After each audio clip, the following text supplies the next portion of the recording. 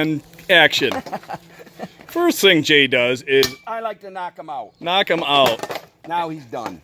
He's not even dead yet. He's dead. Why is he looking at me? He's just shivering. Shivering because he's cold. We had to use this makeshift Anchor rope. Yeah. We lost the anchor, but we got a pike.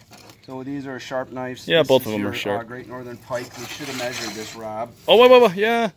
Pause. Come on, go.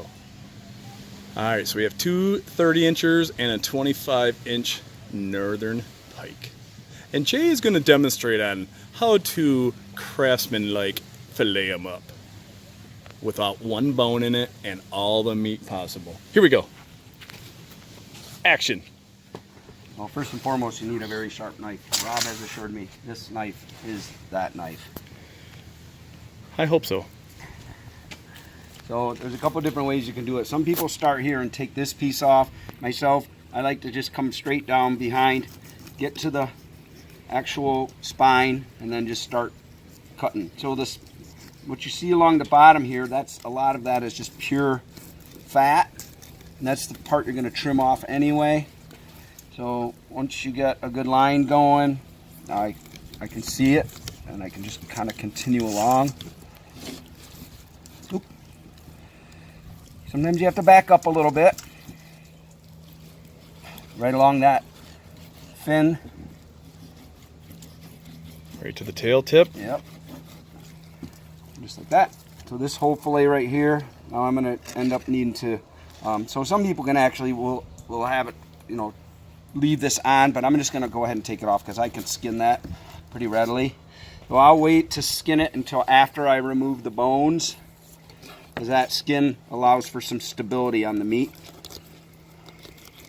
Again, same thing. You can see this is all fat. Oh, okay. Where the white is, that's fat, belly fat. Kind of like me. You can see there's quite a bit of meat above that spine.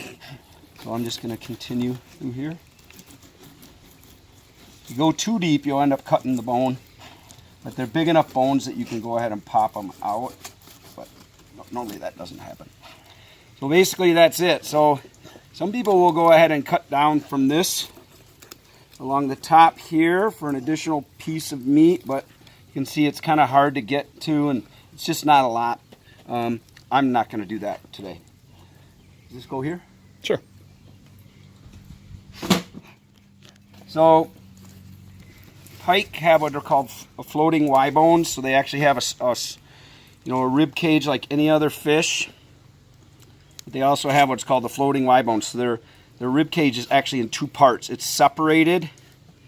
So then that's the part why people don't like pike, because they assume there's too many bones, which there is a lot of bones. So this right there, that's the rib cage. I'm starting here above it. So now I'm just going to slice underneath it. You kind of keep feeling as you go. So try to get underneath. So now I'm just right underneath that rib cage. You can see I can open this up and you can see. So this here is where I'm separating the rib cage from the actual fillet. So basically where it's shiny, that's where the rib cage is? Yeah, so that shiny is just from the fascia from the skin where it was attached to the meat. So that is basically the rib cage. Now, most fish you'd be done, right? So the rib cage is gone, but not pike. So here's some extra pieces up here. Oopie. Yeah. Try to cut away from your hands. Rob is not a trained surgeon. We don't want finger bone in with the pike. Reattachments. Okay, so now I got the Y bone. So you can see it right here. This white, this like little white spots right here. So those are the Y bones. They go in and they actually split like this. So they look like a little mini T-bone. So they come out and they go like that. So they're kind of tricky. So all I do is I run this along it. I can hear it clicking, like click, click, click as I hit it. Now I'm right on it. So you investigate a little bit with your fingers. I'm going to go ahead and ditch the glove on this because I want to feel.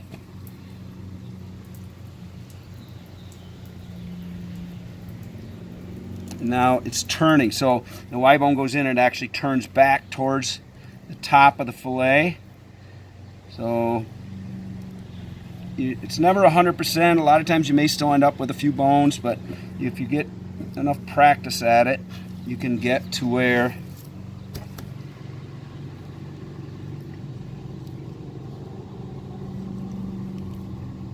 it's good enough.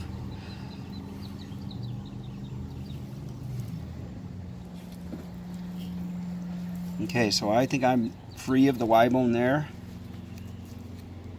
I feel a couple down here. There we go. So the balance of the Y bone is still in there. You can see it right there, those pieces there. So now I got to come up here, go to the top side of the Y, cut down. I can see it, I can feel it. So if you look close, you can see these little white specks. Those are the Y. So now again, I'm cutting it this time down away. So each time I go in and I encounter it, the first time I come down, I go away that way. The second time I come down, I go away this way. Right? If you miss a couple, I mean, that's going to happen sometimes. Just got to be careful, but you get better as you go. Of course, this is my first one this season. We've been out on the lake, and I had a couple beers. So there we go. So now,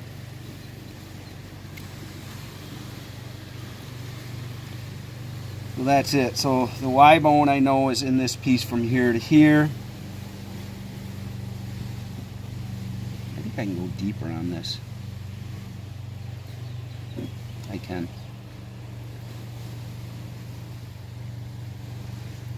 See, I'm going to hit it again here. There we go. Yeah, because I cut a little too soon the first time. Practice makes perfect. Yeah, so now I've isolated this Y right in here. See it? Mm-hmm. So you can do a couple things now. You can go ahead and just strip the skin off right now and then tear the piece out. That's what I like to do. So I come down on it, right against the skin. Run it all the way under. Yeah, and just sometimes you got to saw it a little bit. But you can see it's how it's coming off nice and clean, right? Yeah. So sometimes I'll even use a fork, or if you got a newspaper, sometimes is a good way to grab it.